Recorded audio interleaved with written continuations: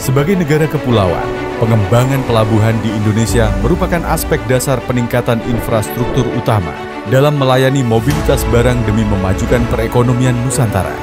Seri buku Kapita Selecta Pengembangan Pelabuhan di Indonesia. Buku pertama di Indonesia yang mengkaji pengelolaan pelabuhan dari 3 aspek. Aspek kebijakan pengembangan pelabuhan, aspek pengelolaan pelabuhan berkelanjutan, aspek teknis pengembangan pelabuhan. Terdapat sebanyak 58 penulis, 10 reviewer independen, 4 co-editor,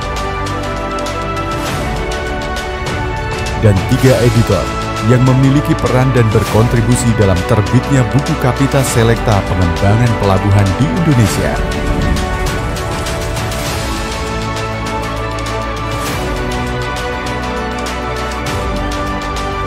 Dan kami berterima kasih atas bantuan Bapak Ibu yang kemudian tadi disampaikan 90% sudah hampir selesai.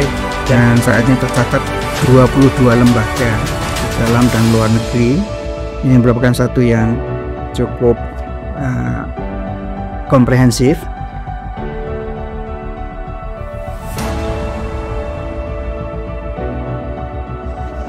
Buku Kapita Selecta Pengembangan Pelabuhan di Indonesia. 3, 2, 1.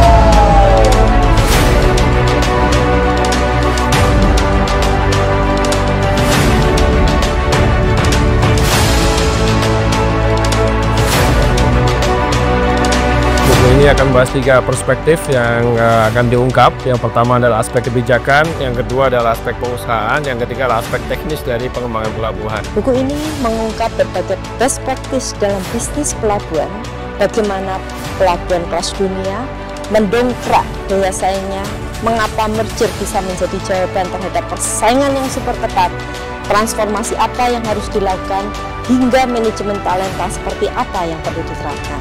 Buku ketiga ini bertema aspek pengembangan teknis pelabuhan yang membahas terkait fasilitas dan peralatan pelabuhan, aspek risiko dan manajemen limbah serta sampah, dan sistem informasi teknologi. Penulisan buku Kapita Selecta Pengembangan Pelabuhan di Indonesia ini merupakan salah satu bentuk nyata keterlibatan Universitas Gadjah Mada dalam pengembangan keilmuan, khususnya di bidang kepelabuhanan. Semoga buku ini bermanfaat dan kerjasama antara UGM dengan mitra-mitra strategis, khususnya PT Pelabuhan Indonesia Persero, semakin sinergis dan inovatif untuk menopang pembangunan bangsa. Saya optimis buku Kapita Selecta Pengembangan Pelabuhan di Indonesia dapat menjadi katalis bagi praktisi dan akademisi dalam bertukar pikiran dan gagasan untuk mewujudkan ekosistem maritim terintegrasi di Indonesia.